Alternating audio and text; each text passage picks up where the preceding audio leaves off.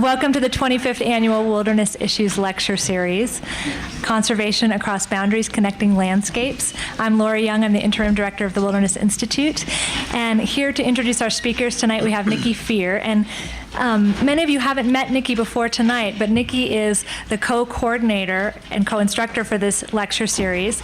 And she is an invaluable part of the lecture series team, and this really wouldn't be happening without her. So I'm glad that you'll get a chance to meet her. She'll be introducing a number of our speakers this semester, and she's the Wilderness Studies instructor at the Wilderness Institute. And this is Nikki Fear. Thank you, Lori, and thank you to my students who I know are clapping for me right now. Okay, as Lori said, this is the 25th anniversary of the Wilderness Lecture Series, and our theme this year, for those of you who are new tonight here, has been Connecting Landscapes, Conservation Across Boundaries. This is our 5th lecture, and we've been considering ways to incorporate conservation across ecological, social, and political boundaries. Our focus recently has been on how successful conservation initiatives depends on connecting people, the people who live on and work on and manage the lands from across different boundaries. Last week, we brought you a panel from the Blackfoot Valley, and you heard, and maybe more importantly watched, how that initiative is dependent on ranchers and agency staff and the Nature Conservancy working toward a common vision. So this week we again have a panel, and here's an inspiring group of people who've been working for lots of years on an initiative to protect the Upper Flathead Valley, which is north of Glacier National Park and west of Waterton Lakes National Park. And this is a transboundary initiative that includes land managers from both Canada and the US, the timber industry, business leaders, local elected officials, and nonprofit conservation groups. Today, you're only going to meet a few of the participants, but these people here are some of the main and the most enduring leaders. So I'll introduce the three of them. In the middle here, we have Steve Thompson, who's the Glacier Program Manager for a nonprofit group called National Parks Conservation Association. As you'll see, he offers tremendous energy and commitment to the project. He's worked on and written about wildlife, wilderness, parks, and sustainable forestry issues in northwestern Montana for the past 13 years, and has experience working in several other national parks across the West. He's here with his wife, Carrie, and they live in Whitefish, and Steve will give us an overview first of the whole project and the initiative. Next is Bill Dolan, and he's our first international guest. He comes from Waterton Lakes National Park, where he's the chief park warden, and he's also another enduring and committed steward. Bill's worked for Parks Canada for the past 26 years. He started out as a biologist in the Prairie Regional Office in Winnipeg, Manitoba, and since then he's worked in the warden service in different capacities at 5 national parks throughout Canada. He was the first site manager in Canada to manage a national park established pursuant to a conservation land claim. And this was a national park adjacent to Anwar in Alaska. And then in recent years, he's been working closely with private land conservation organizations and donors, and has helped secure most of the private land that's adjacent to Waterton Lakes National Park. Bill and his wife Debbie, they live in Waterton Park, and they have 2 children who are now at the University of Alberta. And then last but not least, we have Jack Potter, who works for Glacier National Park, where he's been for 35 years. He currently works for the Division of Science and Resource Management as their assistant chief. He has spent a long time in the backcountry, supervising trail crews as the assistant chief ranger and establishing a wilderness management work unit for the park. So we're proud to say, too, that he just received the Regional Director's Award for Natural Resource Management for 2003. And thankfully, all this credit can go to the University of Montana because he received his degree here in forestry. So he now lives in Columbia Falls with his wife and his daughter, and he's going to be highlighting the ecological importance of the area up there in the Upper Flathead Valley. So what we're going to do is each of them will talk for 15 minutes, and then after that it will be open to questions, and we can stay until about 8:30, and you can either ask your question directly to one person or to the whole panel, and they'll facilitate that. So let's give them a big round of applause. Thank you for having them travel for long distances to get here. Thank you, Nikki, and it's an honor to be here for this venerable institution of the Wilderness Lecture Series. I'm pleased to be here. This evening, the role that I'm going to be playing, I'm from the non-governmental side of the equation here, and so we're the unabashed advocates here. I'm actually the U.S. coordinator of what we call the Peace Park Plus campaign, and this is a transboundary initiative to expand the Peace Park, and so we'll be getting into some of those details.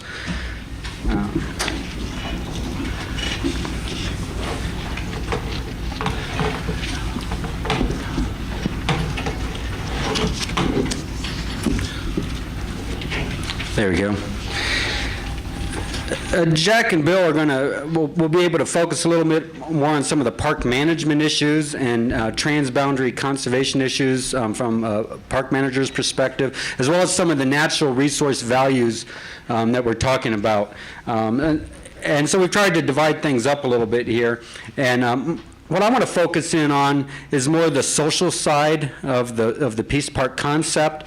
And as part of that, take a look at the socioeconomic side of this Peace Park expansion proposal.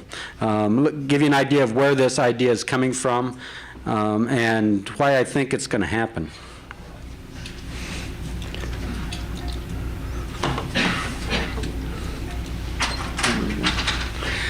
As some of you may know, Waterton Glacier International Peace Park is the world's first international peace park.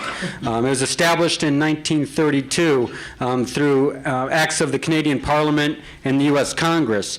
But I think it's worth noting that just as this Peace Park Plus campaign began as a private sector initiative, so did the establishment of the Peace Park itself.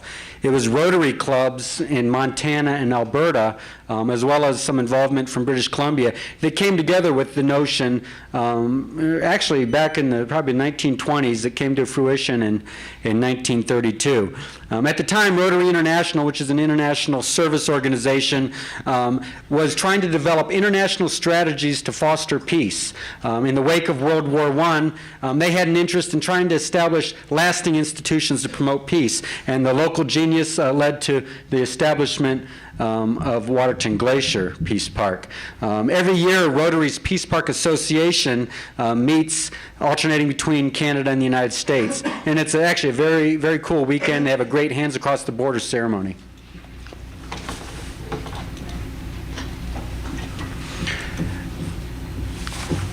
Keep pushing the wrong buttons. I went backwards. There we go.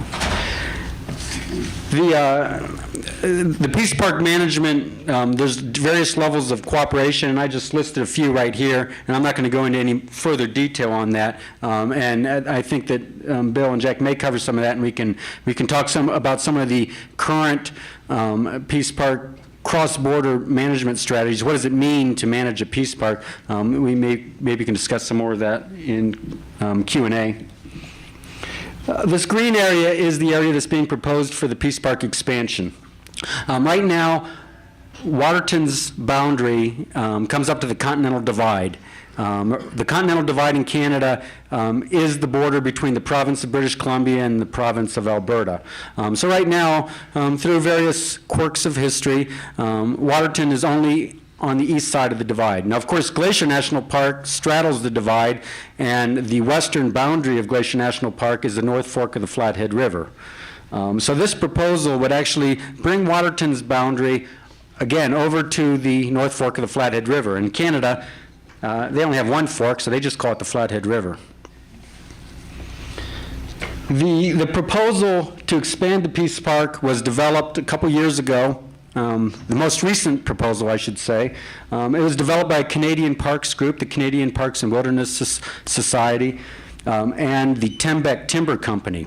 The way that logging rights work in British Columbia is it's different than our Forest Service lands here. These lands in the Flathead Valley in Canada are almost all owned by the province of British Columbia, but their logging tenures or their timber tenures are pretty much turned over to a single company. They don't have competitive bid timber sales at least right now. That's one of the topics in dispute with the softwood lumber agreements. But the Tembec Timber Company is the company that holds the logging tenure in the Flathead Valley. And they have sat down in good faith with CPAWS, and they reached an agreement on this, and actually a win-win situation. What the proposal calls for is reimbursement of Tembec for the logs that they'd be giving up. We're looking at a proposal here that's a little more than 100,000 acres. They would give up their rights to those logs, and in exchange, they would receive compensation that they've pledged to put into their local sawmill to increase its utilization.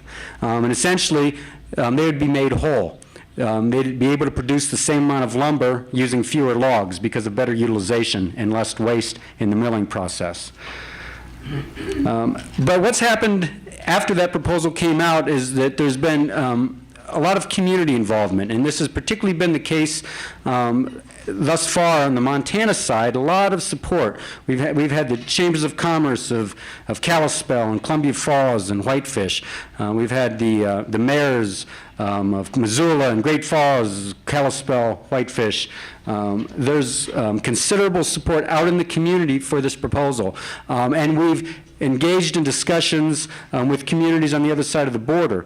So we have, for example, the City Council of Fernie, British Columbia, which would essentially be the gateway community. They've formally requested, through a resolution unanimously passed by the City Council, they've requested that Parks Canada and the province of British Columbia go the next step and do a feasibility study. And now we have the mayor of Cranbrook, British Columbia, and the mayor of Kimberley also supporting this proposal to basically gather more information.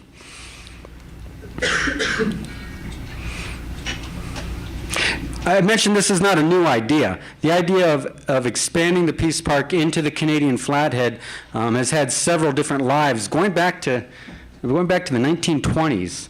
One of the fellows on that list there, Senator William Buchanan from Lethbridge, he was a newspaper publisher in Lethbridge. And in the 1950s, he was quoted as lamenting the fact that he'd been working for 30 years, for 3 decades, to try to enact some sort of expansion of the Peace Park over into the Canadian Flathead, but he was unsuccessful. Our own Senator Mike Mansfield was a proponent of this idea at different times. This cross-border connections, this is not by any means a new idea, and in fact, the cross-border uses, and some might even use the word management, of this region goes back to before there were borders. Where's that pointer? Here we go. See if I can make this work. No? You know which one it is, Bill? There's a Buffalo Cow Trail is what they called it, which started over in the area near Eureka.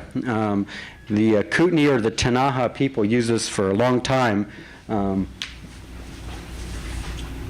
This trail here, come over from the Eureka area, up over the Whitefish Divide, over into the North Fork, cross the North Fork into what today is Glacier National Park. And this is up a trail that's still existing in Glacier National Park called Kishinina. It's Kishinina in Canada. And that trail then would go up Kishinine Creek, and this was used 3 times a year by the Kootenai going over to the plains to hunt buffalo. That's why they called it the Buffalo Cow Trail. And in fact, they'd go over during the winter up over Ekamina Pass. And they apparently had some pretty remarkable snowshoe technology. And this was, so the connections here really date back a long time. And in fact, today was really about the first time in about 8,000 years that people are not hiking that trail. Like I said, the trail exists in Glacier, but once you get across the border, it has been obliterated by logging. So part of the idea of the Peace Park expansion is to maybe restore that ancient trail. And so the parties who were involved in this proposal are in active consultation with both the Kootenai Band here in Montana as well as the Tanaha Kinbasket Band of southeastern British Columbia.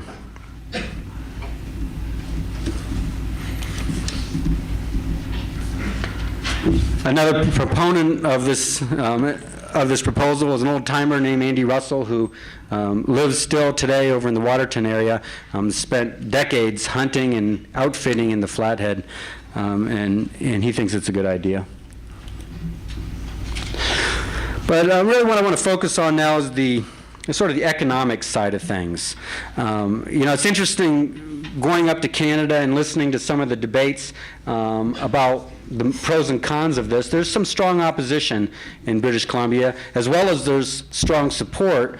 But a lot of people are wondering, is this a good idea or not? That's why the Fernie City Council asked for the feasibility study.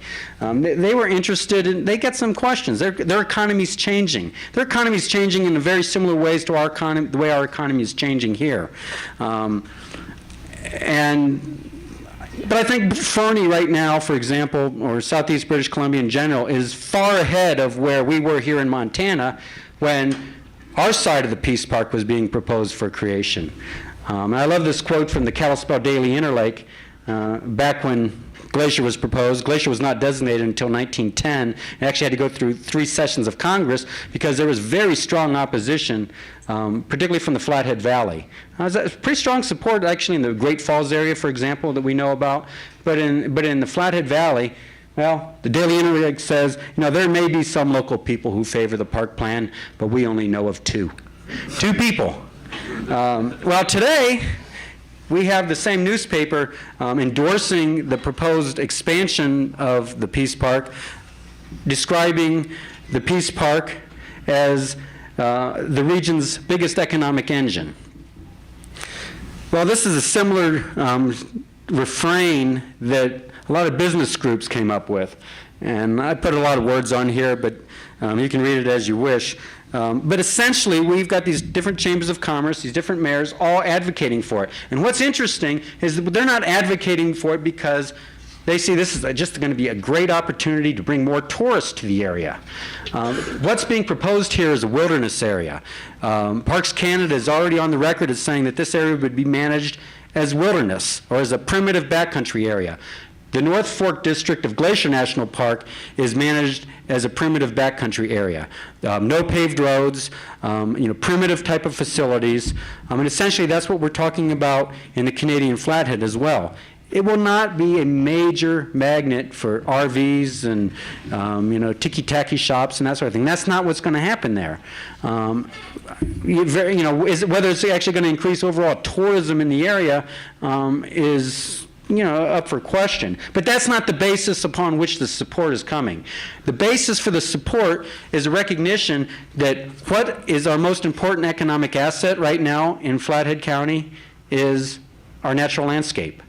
It's the clean water, it's the wildlife, it's the scenic vistas, it's the park, it's the outdoor recreational opportunities. And one thing that's been of concern to people in Flathead County for a long time is what might happen in the headwaters of Flathead Lake, way up there in British Columbia. And so the idea of protecting these economic assets, Flathead Lake, clean water, is a huge economic asset. That is the basis that a very conservative business community is coming out and supporting the park expansion. Last May, my organization, National Parks Conservation Association, came out with a report that we'd commissioned with 3 researchers here at the University of Montana, and 3 fairly complex technical reports that we synthesized into a nice little 32-page report. I've got a few copies on the back table here. And I probably didn't bring enough for everybody, but I also brought a slimmed-down executive summary of that. And if you take a look at that executive summary and you want a copy of the report, there's a little postcard in there. You just send us the postcard, and we'll send you a free copy of the full report. But essentially, what this report did is first of all, we spent a lot of time talking to the public. Business managers and owners, residents of the area, and visitors to the area. Basically, what is it that drives you here? Why are you here? whether you're living here, whether you're an entrepreneur and setting up a business, or if you're just visiting the area. And pretty much the same things. People had similar values that they shared. It was the open space, it was the recreational access, it was the scenery, it was the wildlife, the water quality. The list was pretty standard. But the other thing we found was that each of these groups expressed concern about those values that they all shared being eroded. That, things are growing really fast here in western Montana, and yeah, we like the open space, we like the environment, that's why we're here, that's why we're setting up business, or that's why we're visiting, or that's why we choose to live here, but we think things are backsliding a little bit. And so our report essentially calls for people to work together to try to protect these core economic assets that are so fundamental to our quality of life. It's interesting, I noticed just recently that Missoula has been named as the second best city, the second best small city in America to do business. You wouldn't necessarily know that by hearing the politicians on the radio talking about how terrible our economy is because we're trying to protect the environment. But in fact, the economy in western Montana, in places like Flathead County, in places like Missoula and the Bitterroot Valley, where we do have these outstanding environmental qualities and recreational opportunities, that's where growth is happening. And so the key thing is to try to protect it. Well, so let's go back across the border to Fernie. This is the very discussion that they're engaged in right now, is do we in fact, is it to our economic advantage to protect the natural landscapes out there, to protect grizzly bears, to protect water quality? This is an economy that is historically wedded to coal mining. There's 5 active open pit coal mines in British Columbia, and there's coal in the Flathead Valley in British Columbia, not on the Montana side, or nothing recoverable on the Montana side. And in fact, when Dr. Larry Swanson here from the University of Montana presented our Gateway to Glacier report to the Kalispell Chamber of Commerce in May, NPCA hosted the mayor of Fernie, a couple city councilors, a couple business leaders from the community, because they're very interested. They're trying to figure out what's going on with their changing economy. Their economy is getting more diversified. They've got quality of life amenity migrants. They've got entrepreneurs coming into the community because they had visited it in the past and they decided they wanted to come back. This is a huge phenomenon. There's a study done in 1995 in Gallatin County, a random interview of local entrepreneurs. 4 out of 10 entrepreneurs, 40% of the entrepreneurs surveyed in Gallatin County first came there as tourists. And they said, this is a really cool place. I'm going to come back there someday. I'm going to start a business. I'm going to hire people. And that's what they did.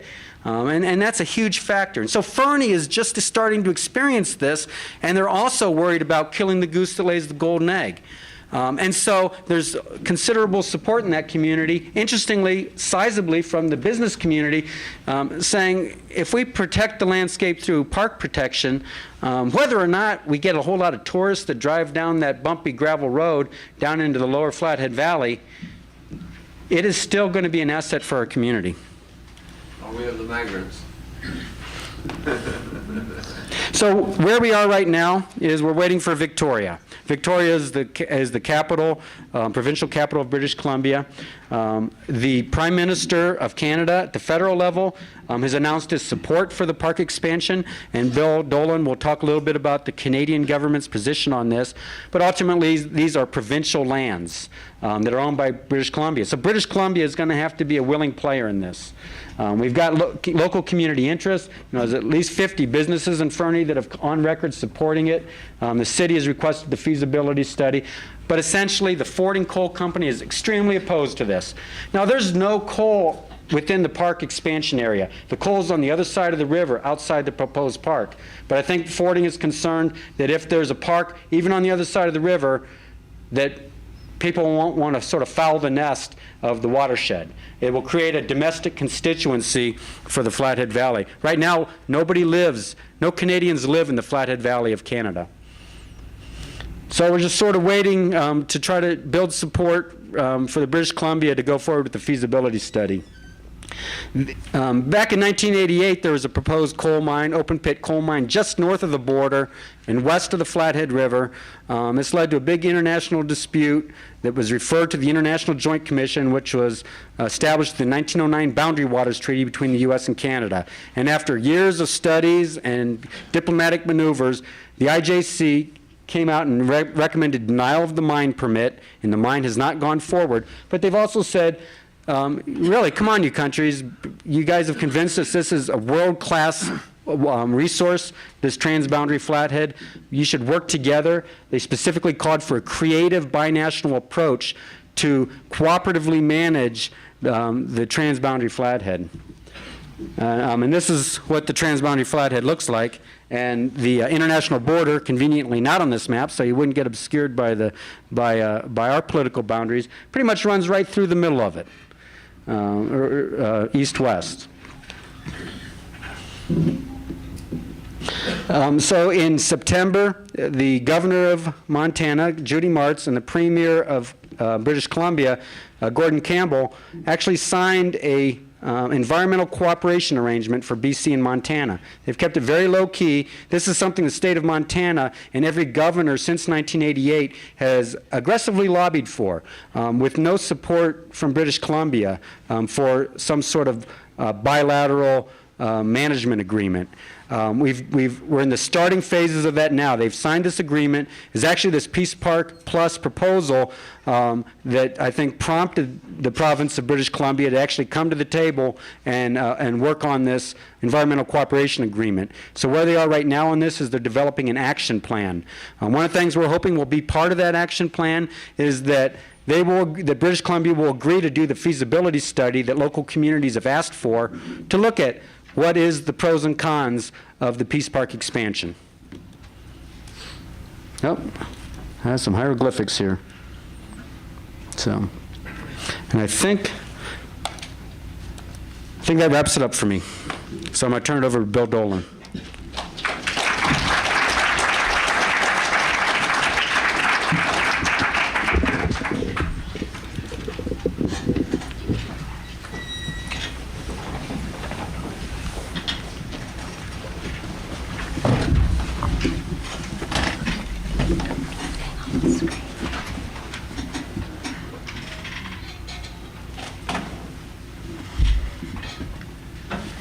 Sorry, I'm just seeing if we can get rid of that little thing in the top left corner.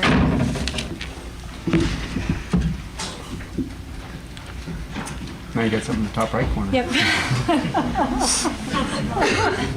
Maybe I should stop now. I just push buttons.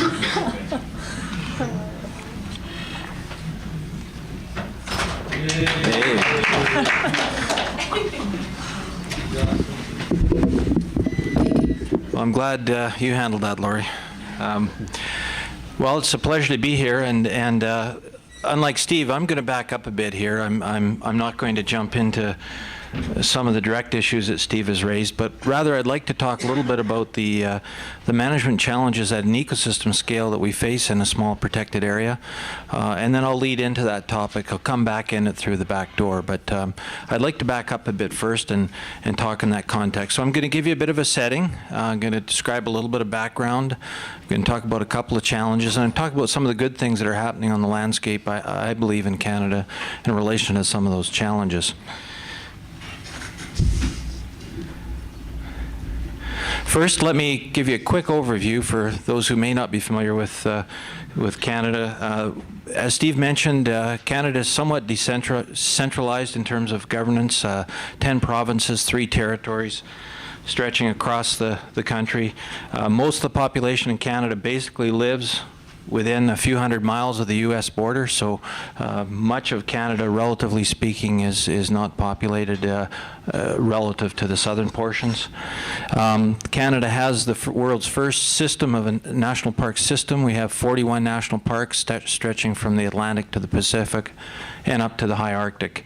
These are the places that I've had a pleasure to work in, and there's Avavik and up in the high Arctic, and down to Waterton Lakes right down there.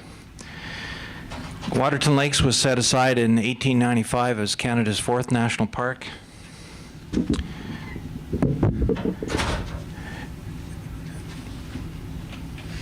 It's a relatively small park at about 525 square kilometers. Just to give you a perspective, in Alberta, that's where Waterton is right here. Here's the more well-known parks of Banff and Jasper, further along the Continental Divide. Two things I wanted to point out on this slide. In Alberta, there are other national parks, Wood Buffalo, Elk Island, but the very narrow strip of public or crown land that's left in Alberta, this is all private land, the white area. This is public or crown land. This stretches to the Continental Divide. Unlike in the Banff-Jasper area, the distances here are very short, 10 miles in places from the prairies right to the Continental Divide. So a very, very, very compact piece of landscape.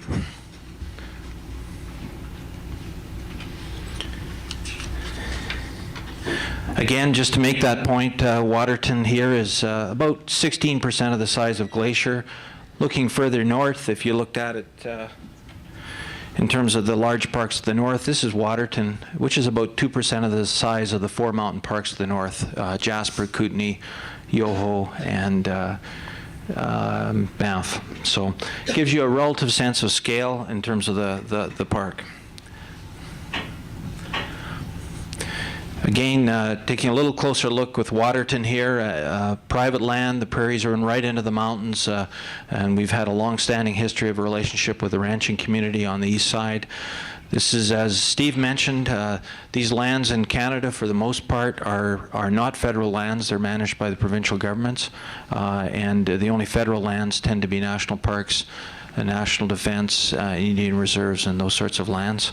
So for the most part, the Flathead, which is the area we're talking about, and in Alberta, up in the Bow Crow Forest, that's provincial crown land.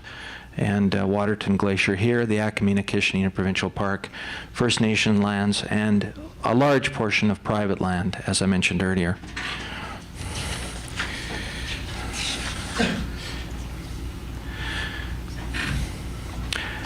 And just to give you a quick walk around the boundary of Waterton, it's a pretty busy boundary when you look at the number of neighbors we have. You've got, certainly to the south, you've got Glacier National Park, the Blackfeet Reservation in Montana. You go up into provincial crown land here in Polhaven, which is multiple use, grazing, logging, etc. You've got the Blood Timber Limit, which is an area part of the Blood Tribe Timber Reserve, which is one tribe in the Blackfoot Confederacy. And then you've got private ranch land in the county of Cardston, the MD of Pincher Creek, over again to provincial crown land in Alberta, heading north towards the Crow's Nest Pass, again multiple use purposes. And then to BC, you have both a small provincial park on our boundary and the province of British Columbia, again multiple use, largely forestry, as well as other uses.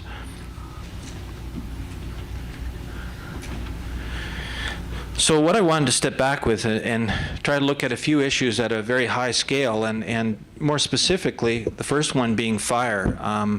When you've got a landscape of only 525 square kilometers, whether it's 1998 or this last year, you know, when in terms of fire being the Canada-U.S. border, Montana, Idaho, and Alberta and BC, it's pretty clear that you don't manage this landscape just in your own jurisdiction. And to give you a sense of that, this gives you sort of what we dealt with in Glacier more than us over the course of the summer as fires were breaking out, and a series of fires, prescribed burns to the fires down in Glacier as the summer unfolded, the Lost Creek fire, which almost took out portions of a community in the Crow's Nest Pass, and on down into Glacier. For the most part, some of these large fires are half the size of Waterton itself. So if we look at that area burned, most of Waterton essentially would fit into probably 2 of those large burns. Put that in perspective on the east side. For those who are on this side of the Continental Divide, you get some wind, but try living on the east side, and you get those Chinook winds. So there's some real challenges there in terms of a fire management program and an extended fire season. This is a model that we developed and took forward to a subdivision development proposal on our boundary to give them a sense of how fast a grass fire would move. And Just to give you a sense of, with a very light breeze on that side of the divide at 20 to 28 kilometers an hour, that's about 3 miles in an hour, that fire is going to move. As you increase the speed of the wind a little bit, you're going to be up to 5 miles in an hour, and that's not much of a breeze for that side of the divide. 40 kilometers an hour isn't excessive at all, and you're looking at about 8 miles an hour, which is a type of fire that you just can't get ahead of, basically. So what I'm trying to do is give you a sense of some of the challenges in a small park like Waterton. Just looking at it in terms of wide-ranging wildlife species like grizzly bears. And I think everyone's familiar with this picture, probably the change in grizzly bear distribution to the present from the past, and the changes in the lower 48 to 1989, when essentially, other than Yellowstone and down in Montana here, most of your populations are dependent on Canadian populations. So this population and the health of that is largely dependent on the health of the population further north. And that's the same to be said of the wolves that came back down the Flathead into Montana. So these cross-boundary populations are critical to all jurisdictions. Here's that peninsula coming down through the Crow's Nest Pass. Here's Waterton, here's Glacier. This is the current distribution of grizzly bears in the Crown of the Continent ecosystem. Crow's Nest Pass area, which has a fair amount of private land through it. And to give you a sense of one grizzly bear in terms of Waterton, that gives you a large, a very, very small park relative to the home range of one adult male grizzly bear. So some of the challenges we've faced, and many jurisdictions face, is the changes in things like road densities in southeastern British Columbia, and this is not surprising to any jurisdiction. The changes that occur over a period of time and the impacts it have on wide-ranging species. Another way of looking at this, the change in human use pressures. There's more people and there's more needs and there's more wants. And this gives you a sense of how the city of Calgary has changed. It's gone from less than 100,000 people to almost 1 million people over the last 75 years. So basically, we've seen in southern Alberta a 10-fold increase to a city that's now almost 1 million people and about 2.5 hours away from the Waterton boundary. Gives you a sense of growth and of course, more people, there's more needs and there's more wants. Just to put it in perspective, with that change, these pressures have come south, and this gives you a sense of as you look at, you just have to look at the colors here. You go from the cold colors, which is really a low density of subdivision or land use in terms of residences per quarter section. As you go south of Calgary, just watch how those colors change over the course of the decades. You quickly see that population from a Calgary point of view spreads out, and these colors, here's Waterton here, and the colors start to change, so that by the time you get into the last decade, you have a significant increase in density along the front range of the Rocky Mountains. So all these challenges on the east side certainly put a lot of pressure on the existing protected area, that being Waterton, as well as Glacier. A lot of these folks are coming down to Glacier as well. So one of the positive things, we've been very fortunate for the last 100 years to have a neighbor with private land use along the eastern front, and that being the ranching community. We were born with the ranching community as a protected area. They're in the business of protecting large tracts of lands or using large tracts of land for grazing cattle. We're in the business of the same business, we just have different species. For the most part, it's very compatible land use. But they're under significant pressure, as I mentioned from that earlier slide. So it's really critical, just looking at the adjacent ranch land, to consider what a difference it makes to that narrow strip of habitat left in Alberta. And this is right along the boundary of Waterton. So the Nature Conservancy of Canada has spent considerable time investing along the Waterton front and have made considerable efforts to support the ranching community and conserving the ranch land for both social and ecological objectives. Another really positive initiative around the park has been the Southern Rocky Management Plan. This is southeastern British Columbia. The Waterton's right here, Glacier is right here, Akamina Kishinina. This purple area is the actual plan area that has been under review in the last 2 years. The Southern Rocky Management Plan was signed off by the provincial government last July, I believe it was, and for the first time, although it's a multiple use, for the first time in that area, the government of British Columbia is committed to addressing motorized vehicle access and dealing with road densities, and this has been done in concert with many of the people in the local communities in the Elk Valley through a number of workshops and very hard discussions. And now the challenge that lays before for the group is coming forward is going to be making sure they have legislation and the resources to enforce that change. But it's a very positive first step forward, I think, and a lot of credit goes to the province of BC for that initiative.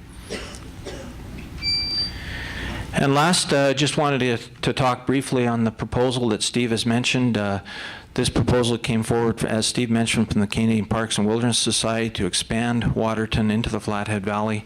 I believe it was in 2001 this came forward, and it was a proposal put forward by CPAWS, not by the Government of Canada. This is the area that they've proposed for the expansion.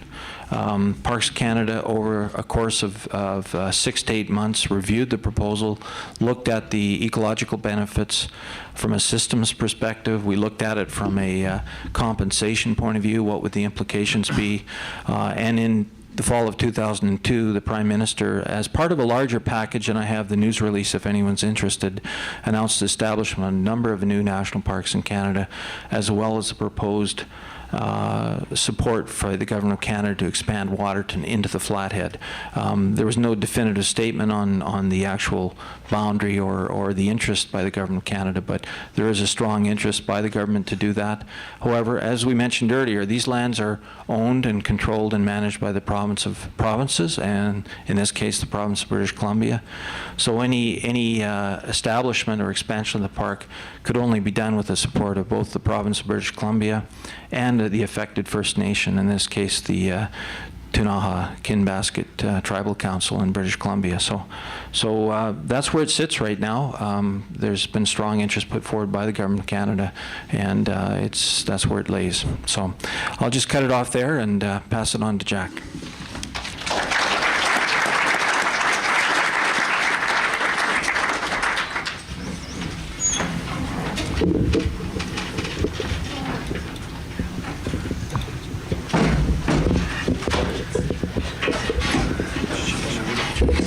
Okay.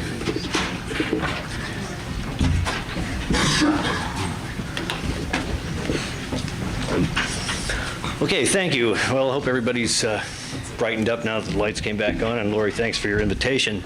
First, I need to point out that the official position of the Park Service is not of advocacy for the expansion of the Peace Park. The reason is basically that this is a Canadian decision, and as you are going to learn through the course of the lecture series, that dealing with transboundary issues is particularly complex. There are different political realities, there are different social expectations, and different ideas that people have relating to protected areas. And our interest is in the whole area as a whole. We know that, as you've seen through numerous slides, certainly the protected area or the increase of the proposal to expand the Peace Park will have a major impact, but unless the whole area can be dealt with as a whole, particularly for several species, you may win a battle, but the larger war will not be won. As Steve pointed out, there are still numerous issues relating to mineral extraction, recreation, as Bill was showing, in the entire Upper Flathead that are still out there. But what the Park Service has tried to do is offer not only examples of how the Peace Park or the sharing of transboundary cooperation has worked for us, but also for some of the work that has been done by and large by a lot of people from the University of Montana, but also by biologists from Canada and in the area, showing the importance and the linkage to the resources in the transboundary Flathead to Glacier National Park. Now, One of the things that has been obvious is the increase in focus. Certainly the provincial parks in Canada have been managed well, and of course you're all familiar with some of those bugaboos, the Wells Gray, Bowron Lakes. But Akaminakishmanin is a relatively small, obscure area that for many that's good, but also what the importance of it is greatly magnified, as I'll try to show through the use of the area by certain wildlife species, and many of the studies have shown the connectivity of the area is critical to a much, much larger whole. One point that I'm sure is going to be stressed in this lecture series is that human development and environmental conservation are really just two sides of the same coin. Unless you deal with both of those, you're bound to fail. And we sometimes have not been good to grasp this reality, that unless that communities like Steve was saying are involved, and unless you have that broader base of support, that just sort of unilateral efforts from outside areas are going to have a very difficult time not only succeeding from the designation standpoint, but also from succeeding in the actual preservation standpoint in the long run. But what we do know, what do protected areas provide? Well, it's of course the highest protection for habitat, both from a security standpoint, but also from the manipulation. One thing that's you need to realize about the expansion is that there are several areas there that have been extensively logged and roaded. And this is kind of a different thing. It's not unprecedented, but there are areas that work has been done. Mineral extraction and road building, has occurred in that area. But the inactivity or the protection of the area will also help a protection for many species that aren't even known. This is a kind of a different take on this, in the sense that the Parks Canada and the National Park Service in the United States is just undertaking a more intense inventory of what resources we have. But what we're finding out, and of course discovering all the time, is that these protected areas are refuges for more species than we'd ever known, particularly of the smaller. I mean, we're not discovering new mammals or anything, but it's another important consideration for why protected areas at the core of this is also Biosphere Reserve, why these protected cores are critical for the habitat, or for the larger area. And as I believe Steve mentioned too, this is a World Heritage Site. There's a lot of focus in this area on the values and the amenities that are provided. By having areas such as was shown in the Flathead, where it comes down to the river bottoms and goes all the way to the mountaintops, you're providing a large range of successional and habitat and successional communities. So it's not just focused on, it seems that a lot of the new areas being created are focused in on one particular area, maybe a higher elevation or maybe a grassland. But here, this is an area that encompasses a wide range of variability. In the end, too, by adding protected areas, of course, it decreases the loss of biodiversity for the whole. It gives you more resilience and more ability to respond to any type of disturbances, whether they be human-caused or natural. Another advantage, of course, of the area would be for studies, additional research. There's already been a significant amount of wildlife research done, but very little has been done on other types of species. And, of course, educational benefits in the area. These types of expansions that would add new areas to the protected core could provide numerous places for additional study and research. The societal benefits, of course, are things that Steve has touched on, and ultimately those have to be clearly articulated, or there becomes confusion about what exactly are we doing this for. Why is it just an economic driver, as Steve pointed out, that some people feel that Glacier National Park is, or all of those values? But without an understanding of that can be a real detriment to the area. Another thing that I was directly involved with, for example, is in 1994 there was a fire on Starvation Ridge, which is in the northwestern corner of the park. This bounded the area where the Peace Park expansion was. Because there was a small tree plantation in the area, there was an extensive cat line development done right along our boundary, 3 consecutive lines of double cat lines, because the fire policy related relocated to an area that was viewed as a multiple use area was completely different than, say, the Akamina-Kishinina or the park areas. And so right there alone, it was a different philosophy to disturbances. The major logging that occurred in the Akamina-Kishinina region in the 70s was a result of the mountain pine beetle epidemics that swept through those areas and killed many of the lodgepoles. In the park, of course, we didn't do anything with that epidemic, but there it was felt that those trees needed to be cut and harvested and taken out right away. So there's also the same reaction to major windstorms and other activities. So the protected areas, there's a different philosophy of what the management goals are. And many of these, of course, are more compatible with a protected core and a preservation of an area. Now, there are downsides. Steve mentioned that or just touched on it, but right now there's no one living in the Flathead. The recreational use is fairly low, and except for resource extraction activities which occur in pulses, there aren't very many people there. Well, one of the fears is that recreational designation could change, and that opens the whole door to what is appropriate. What kind of recreation? Should we be building campgrounds? Should we be building cabins or lodges? So there's a real potential for changing. It's a real interesting phenomena with the border crossing at Flathead, which is now closed, is that many it's funny, it seems like the conservation community and the logging community are united that it shouldn't be open to Americans. One was there's too many of them, and the other one was they raised too much trouble about what was going on. So it's a kind of an interesting phenomena where there was not a lot of support to reopen the boundary at the Flathead, which is, like I say, is still currently closed. In the broader picture also, the social and economic, as I mentioned, goals must be addressed concurrently with the environmental and recreational objectives. And that's one of the things that we're looking at in the entire spectrum. Bill has mentioned this too, is that in working with all these partners, we're trying to create a vision for what the area could be or what it might be in 10 or 20 years from now as the population pressures grow both in the Flathead and in the Crow's Nest area and in the Calgary area. Now, directly to Glacier, many research studies in this area have shown the direct connectivity between several species and the transboundary Flathead, which includes the area proposed for expansion. Definitely grizzlies and wolves are two species that have been documented moving through these areas. And one of the interesting factors is that as the areas around the perimeter of the crown become developed, they become sinks for these species. It's a big concern in that many of the wolves that we had collared in some of the studies vanished in southwest Alberta and southeast British Columbia, and so they were coming back and recolonizing or moving back into this area, but they were being killed as they dispersed. And so for many species, it was seen as that this area, this transboundary, including Glacier and Waterton, would be an area at least to recolonize some of the areas where you wouldn't expect it, that is along the Rocky Mountain backbone. And another species, of course, that moves back and forth is bull trout, and there are numerous reasons for the decline in areas, including loss of habitat and competition with lake trout, but of course they are also moving back and forth.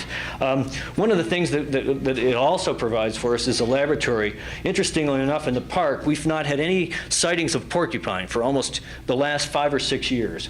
They were so plentiful 20 years ago that they were causing damage and people were complaining about vehicles and everything. So that's another one of those things. Well, is the Canadian portion of the Flathead going to be another area to repopulate that species? Or we don't know why they vanished. But of course, those types of questions can be answered using research posed in comparing these different areas.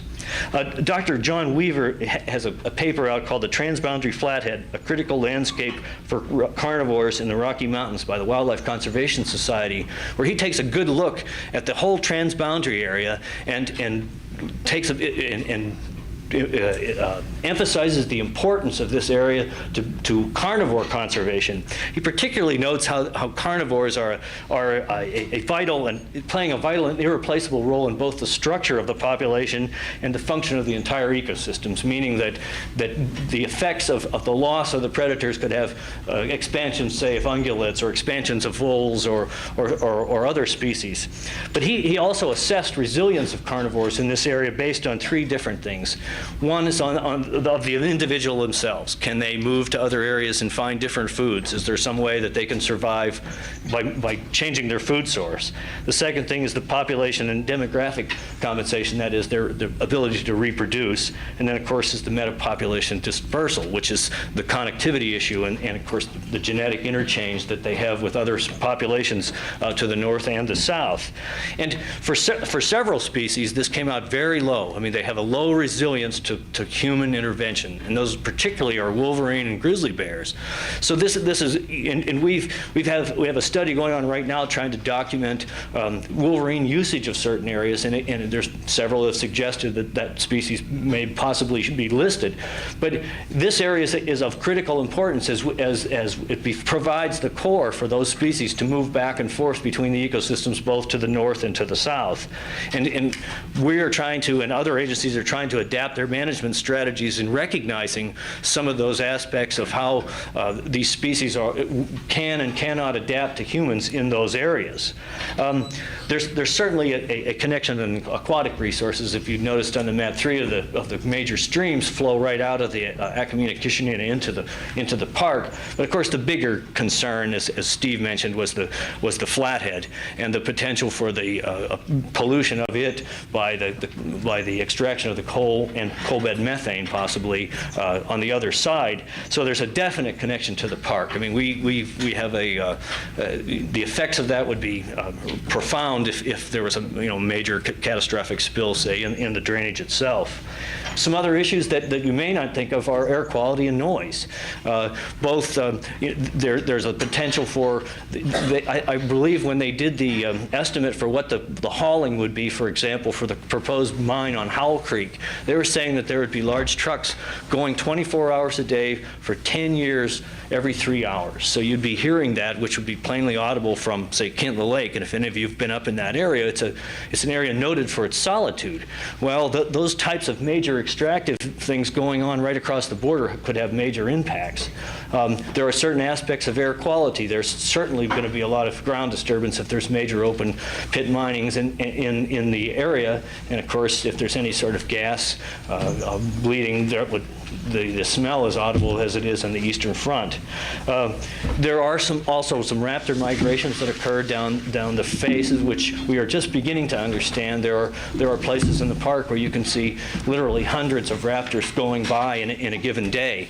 What are the consequences of changes in land use along the spur of the Rockies? We don't know what effects that would have on that. In the greater area, there'll be a lot of talk about connectivity and linkage zones and the areas that are needed for this type of interchange. There's some grave concerns about Highway 3, which is the one running through Fernie, because of the increased load of traffic, the amount of private land that's being bought up there, and interspersed with the ownership that Tembec and other corporations have between there. And what does that mean for the movement of say, grizzlies back and forth? Already there are some of the studies on the Front Range in Alberta have shown that there seems to be more isolation genetically of those species, and the long-term implications of that are not good for long-term grizzly bear survival. At the culmination of the big studies that we're beginning this year relating to grizzly bear DNA, the USGS is doing, we'll have a better picture of that whole area, because there's been some extensive work done in southern BC and in Alberta. But it's of critical importance to maintain that core and to have that ability for the interchange between the species back and forth. The logging roads are still, logging and the roads associated with them would still be an issue. And of course, the key here is that, certainly adding the Peace Park expansion would put that area in a different status. But if there were huge areas also being logged in adjacent to it, again, as I mentioned, the holistic protection of the area would be lost. I mean, you can't just focus on one thing and say that would solve it all. And so certainly the costs that were associated with any sort of creation would have to be weighed. And that's one of the things that Steve had mentioned about how the different factions have been weighing this. What are the gains for the timber industry, or the losses for the timber industry? What are the gains for the mining and the losses for the communities. So those are all important issues that will be addressed in the ensuing debates. In the end, when you look at it, we're trying to work out some sort of a larger cross-boundary management in which all the partners are involved. And I'd say we're only partially successful. I mean, certainly working in a peace park has its advantages because, Bill and I just can call each other up and deal with certain issues that are related, but we're tied so greatly into common interests. The greater difficulty, and I'm sure this is going to be a continuing topic, is how do you combine, or how do you get all these disparate interests to have a common view for where you're going? And the Peace Park could be a small piece of that larger puzzle, but it's certainly something that needs to be put in perspective. I mean, we've got to be able to talk to Tembec or talk to Fording, not have it so there's no dialogue at all, because ultimately they have control of huge areas of land or huge blocks of land in which the conservation of the area will only be successful if it is treated as a whole. So we have, just through our experience and working with the people who've been involved in the analyses, we've tried to point out some of the obvious connections, the species that are using the area, and certainly there are a lot of things known. Many of the studies relating to ungulates moving back and forth the winter ranges are clearly located in the area of the Peace Park expansion, and of course that has a lot to do with where the wolves will be. And other species have been shown to be moving back and forth across the borders. One of our wolf packs currently right now, the North Camas pack, is ranging far up into the Flathead and then down to the upper end of Kintla Lake.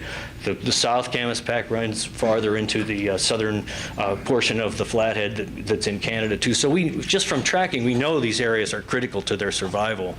But as I mentioned, the thing that we're trying to focus on is the bigger picture, and I think just the coalitions that Steve has mentioned is valuable in itself, because and I believe that attracting the attention to the area has also been valuable. Often, you can sit in a certain environment and not realize what that Canada has had some very difficult economic indicators, the high unemployment rates, and you have to be able to appreciate what a community like Fernie is going through as they contemplate pulling something out of their resource extraction base. And the dialogue that's going on between this is something that we want to be a part of. And like I say, we're not taking an advocacy role, but we're trying to provide information, trying to illustrate the benefits of it. And like I say, all those benefits need to be weighed against what those costs are. And that's what we see our role as being and how we've been participating in this dialogue so far. Thanks, everybody. I guess we will take some questions now, and thank you.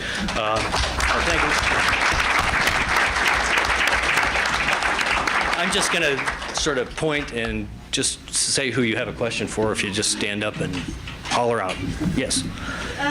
You all talked about sort of the spatial requirements for genetic diversity of some of the animals of concern.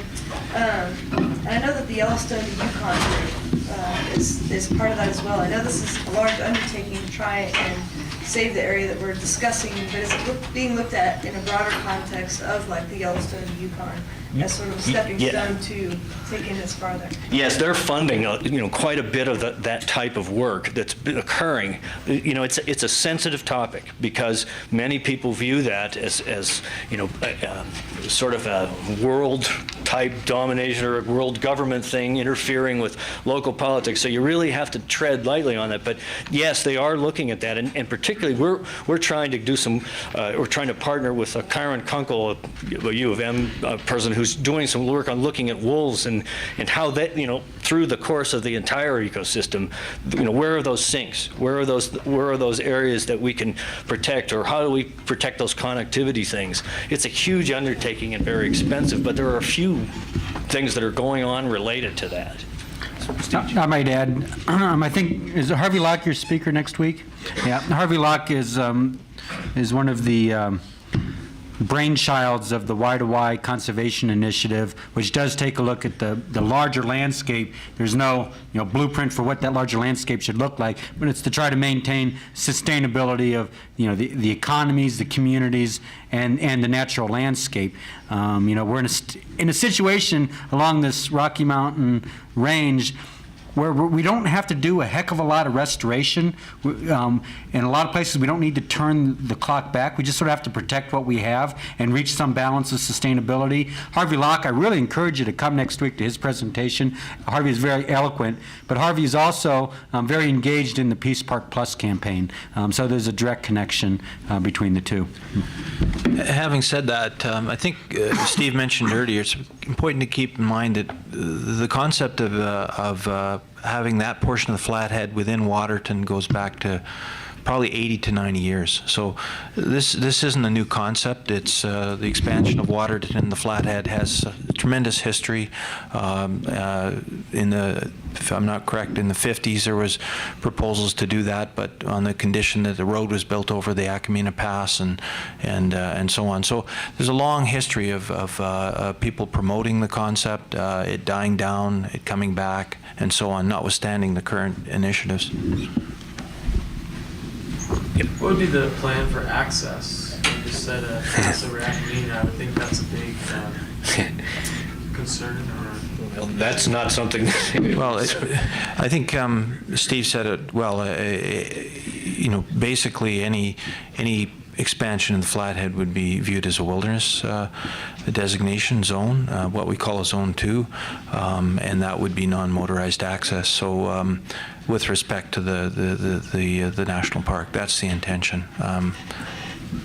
Both the master plan or the big planning document for Waterton and Glacier did not even mention that, where in the past it's always been thrown out there because it would continue on down Kishinine Creek, but there has been no discussion of that and that ours is a 20-year general management plan, so hopefully that's not on the table anymore.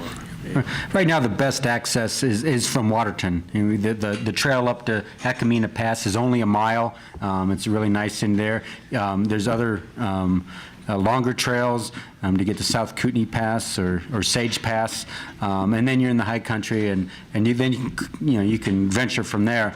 And right now there's access into the area through a pretty rough gravel road, a logging road that comes over from the Elk Valley in the Fernie area. And so that would probably be continued access from that direction. But it would stimulate maybe paving. It's really interesting that nobody's advocating it. And when we had some meetings up in the Fernie area, the biggest concern, I'd say probably, except for Fording Cole's concern, about having a protected area in the Flathead, the biggest concern was, you Americans want to develop this area, don't you?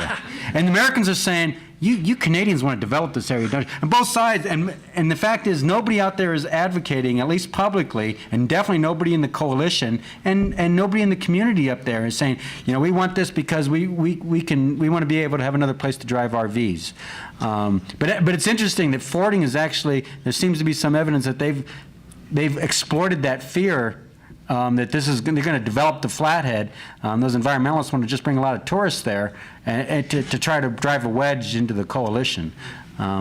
But I can say that nobody's advocating for that. Just one other qualifier there. Keep in mind the Flathead Valley is one of the few valleys from a Canadian perspective. It's all a matter of perspective. We call them the Southern Rockies. You folks call them the Northern Rockies. But it's all a matter of perspective. And the Flathead Valley in Canada, as mentioned earlier, is basically all Crown land with no development and no residences. So, quite frankly, it's been well managed for the most part, in terms of maintaining that landscape, which is serving all of our interests collectively. And the challenge is to work with a number of different interests, including especially the people in the Elk Valley, whether it's Fording Cole or others, as Jack mentioned, to see where this might go. Lori? I'm wondering, maybe Bill, you can answer this. Why hasn't the British Columbian government moved on this? Is it because of opposition from Fording Cole, or is it because of Fernie sort of on the fence a little bit, not sure what they want to do, or it sounds like Quebec is on board? Well, I think keep in mind and this is just an impression, but the province of British Columbia responds to its constituents, and the constituents in that area in the Elk Valley, there, as Steve said, there are different views in the Elk Valley. There are, I sat at a table in Fernie with a fellow who's involved in the guiding and outfitting hunting industry. Obviously a protected area, doesn't serve his industry. He wrote down, I sat for the full morning writing down what they wanted out of the area. And then I turned around, and it's exactly what a national park or Parks Canada would want out of that area in terms of road density, in terms of a number of land management issues. Exactly. You could have sworn it was someone from Parks Canada who wrote that piece. The only difference was it wouldn't be commercial hunting. But so in a lot of ways, there's a lot of people in the Elk Valley who have very similar interests to ours, and the key is to focus on what tools in the toolbox we need to use, and the proposed park expansion is one of the tools, but clearly the province of BC has to be responsive to their electorate. So. Yes. I was just wondering about the boundary of the proposed area. Often ecological boundaries don't coincide with the political boundaries. So this is a positive step in that direction, but I noticed that the northwestern component of the Flathead watershed is not included. I was just wondering if you could give me some indication. Well, as Steve mentioned, that's already included in part of the reserves that Tembec has for timber, so they have it. They also have Fording has a small inholding of private land in there where at one time they were going to build a town and actually build a railroad to, and then all the coal reserves are across the way. And that was too hot. They have not, as I understand it, Bill, they have not found a lot of reserves. They had a CO2 well, and they actually did some gold prospecting, but on the east side of the river they didn't find the type of mineral reserves that they found, and so that's largely how it goes. Although, like I said, they included a lot of areas that have they're eroded and they have been logged, which is an interesting phenomenon. But it does cover that whole stage of successional areas, which is really an amazing thing. I mean, from riparian all the way to the mountaintops, not just we'll preserve the ridge. If you don't mind, I Yes. just have one more question. In Canada, I believe there is some management in the provincial parks that allows for certain uses. I know in Algonquin, for example, they do some logging and things like that. Is that something that's being considered in this area? Because ultimately, if you can continue it's in great shape now, and it has been managed in that respect. Is it possible to sort of maybe lock that in, keep that going? There's a lot of talk lately about this sort of soft boundaries incorporating communities in parks. Is that possible? Well, I know, for example, in British Columbia, they have different ratings of parks. They have A, B, and C. And an A park has a certain set of requirements, and a B and a C. So those are certainly out there that they could utilize. But then the argument, for example, in wilderness designation in the United States, is that the further you dilute the idea of national parks, the less it has any meaning. And so certainly there's all sorts of creative ideas could be looked at, and I'm not sure everyone is dead set on it has to be this. But even with the BC park system, there's that flexibility. But if you start switching around a national park ideal, then it's kind of like the Escalante Grand Staircase. Now you've got this sort of a thing going on with monuments, and now you've got parks, and people begin to get confused about where you're going. But that sort of flexibility, I think, is something that I'm sure they're going to look at. I'd like to make a couple comments about boundaries, and maybe Bill might want to say something about what management of the park would look like if it was expanded under Parks Canada. But a couple things about the boundaries. One is that the proposed boundary here, I actually oversimplified when I said it would come down to match Glacier's western boundary at the North Fork of the Flathead. This proposed boundary would actually include the entire Flathead River floodplain. So this would go to the high water mark on the other side of the river for ecological reasons. The other thing is that this Peace Park expansion is actually part of a larger proposal. The Southern Rocky Mountain Management Plan and the access management is part of the package that we're looking at. Tembec has been a really good partner to work with.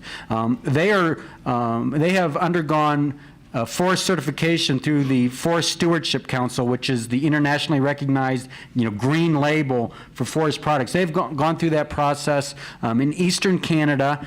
They are now a major player internationally within FSC, and they are looking at doing Forest Stewardship Council certification in British Columbia.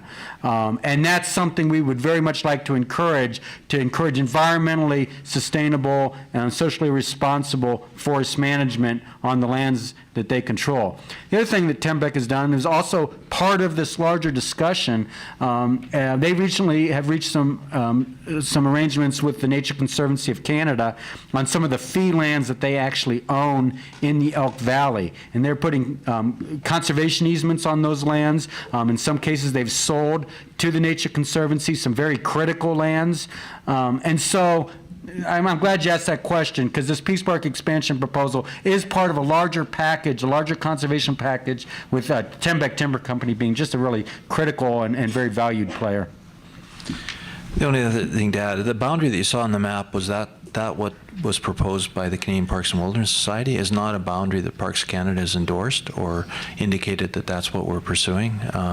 We've indicated an interest in doing that, but to be respectful of the interests that are involved there, that's an issue that we would need to discuss further with should there be support from the province of British Columbia at some point in time, and the First Nations and the community. We would then be working with those folks in terms of where that might land. But that's a boundary that's been put forward by the Canadian Parks and Wilderness Society, just for clarity there. Yes. I was wondering if you could just clarify, where would the access be to get into the proposed area? Can you want to bring that slide up? Yeah. Would the border that's closed right now, the border crossing, would that be open? There's no plan for that. Mainly the Canadian, coming from the Canadian Customs Service, which is saying we don't have the money to keep this open. Although, interestingly enough, we have 12 agents out there right now, but that's another story. But the access is coming, there are three ways. One's coming from the north, from Fernie, and then there's two roads that come from Morrison. And so you can drive in that way, and then as Steve was mentioning, it's really short to hike over Akamina-Kishneta Pass on the old access road there to get into that area. So those would be the main access points. Okay. I didn't know if the North Fork Road is going to be an issue, because I know that. Well, that's at this point, whether there'll be pressure to reopen that, no one can say. But as of right now, there's none. Like I said, the Canadian Customs Service is not interested in reopening theirs. It was partially damaged, and the road was partially damaged by a flood a few years ago. But they're not interested in reopening. And like I said, it's kind of an interesting coalition where a lot of people from the conservation community, sort of saying that we don't want a whole flood of Americans coming in from that way. And then the other idea is that, well, if we have more people in there, then there's going to be more people telling us what to do. But when they did the Akamina-Kishneta Park did their studies there, the predominant visitors were from Alberta. Second was U.S. and third was B.C. So, there was a real, not as big a support group of people using at least Akamina-Kishneta Park as, say, in B.C. But okay, there it is. So, it doesn't show that road. Let's see. Well, it's coming from over here. There's two roads that come in, Lodgepole, Morrissey, and then there's a road that comes straight down the top. Yeah, this road is really more of a four-wheel drive vehicle. Yeah. Most of the here it access is. currently coming in comes in over the Akamina Pass right here. Yeah, this And road it's all comes hiking, down skiing. like this, goes like this, and here. That's the current. What's the old saying that good fences make good neighbors? It's interesting that Canadians feel pretty universally, it seems, from my exposure to them in British Columbia in particular, do not want to see that border reopened. And in Montana, it's pretty much the same way. There's a few people say, boy, it sure be convenient to drive up there. But, the residents of the North Fork and the Polebridge area, they don't want to see it. They don't want to, there's disputes already here about whether to pave the North Fork Road. And people are, whether or not you support paving, people are really concerned that this primitive backcountry area that's hard to get to, and thank goodness it's hard to get to. You got to pay a price to get there, and then it's pretty nice. But there should be a price to be paid, and that's pretty broad sentiment.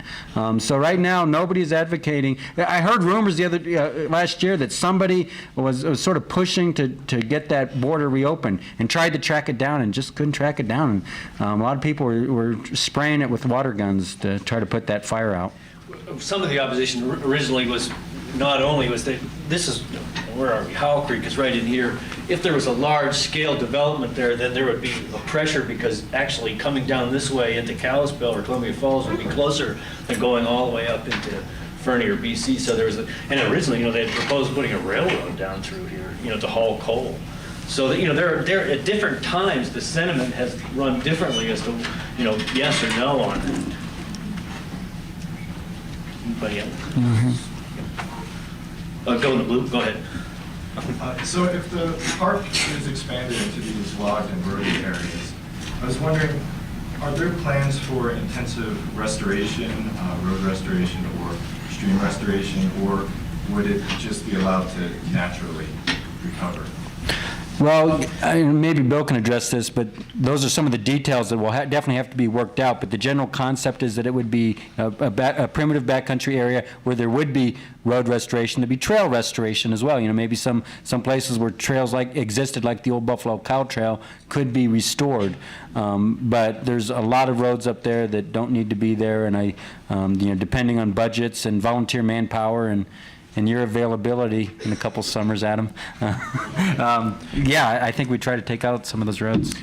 Yeah, again, getting into some details that are perhaps fairly far down the road, but clearly we talked about a Zone 2, declared a designated wilderness area, and in legislation in Canada, in a national park, that means only rudimentary trails and backcountry camping facilities, not unlike what you would see in a national park in the United States. So no motorized access except for park management purposes related to search and rescue, fire management, those sorts of things. So that's what a Zone 2 basically means from our perspective.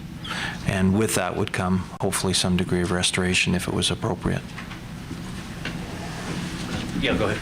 I just wanted to kind of respond to a comment made earlier about how ranching is congruous with protected area management. And just especially as far as the big carnivore cow interaction. I know that there has been conflict there in the past. Just the more land you protect and restore, the more carnivores you're going to have. And just if you could respond to what sort of future conflict Sure. coming out of this and how more protected areas. No question. If there's 90% we would agree on, it's the other 10% would largely involve probably large carnivores and where there are conflicts. I guess what I wanted to point out that you can work through those issues through compensation programs, through a variety of measures with your neighbors. If you decide to formally change that land use to intensive residential, you've eliminated all future options. So it's really a basic land use issue and decision, and I think I would rather spend a lot of my time working through the 10% that we don't agree on and trying to find solutions than deal with a different land use. We've been very fortunate with the land use adjacent to Waterton for the last 100 years, and if it was, in fact, it was the ranching community that promoted the establishment of Waterton, a local rancher who was led the way in terms of getting that park established. So that's sort of where I was coming from on that one.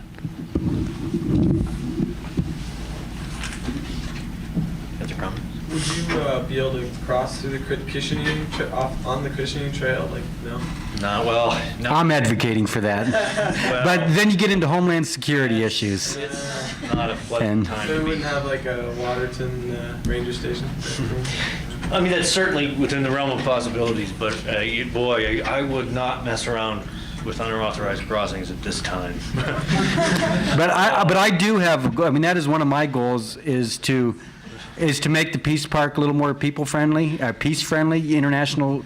Right now, because of Homeland Security issues, you've always been able to hike across the border along Waterton Lake, and you can take the boat down, and then you can just hike from there.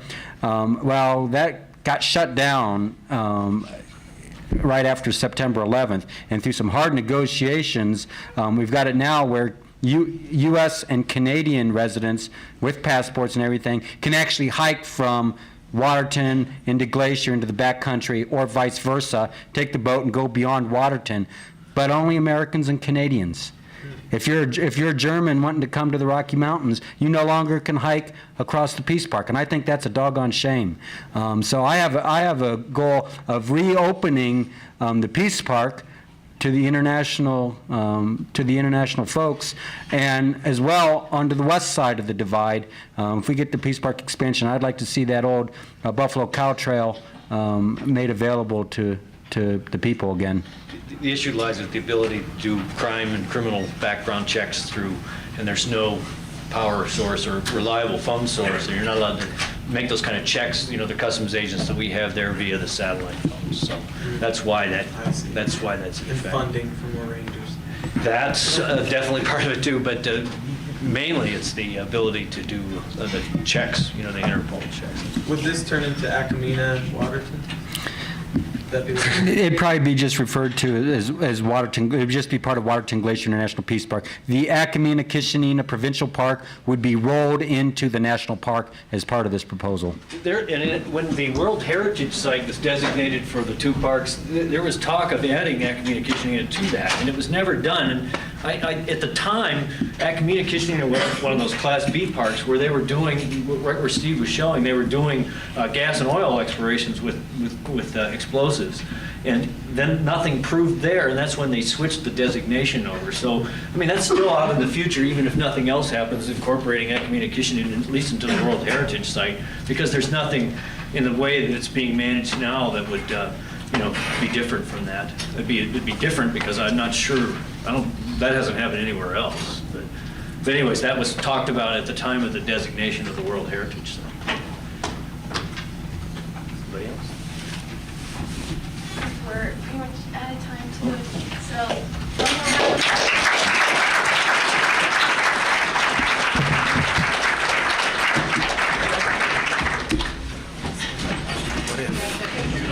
What if it? Nice to talk about those things. So, I have like Rob's question about are there other ideas for conserving this area besides a park? And how has that been? Like, if you guys could do it again, would it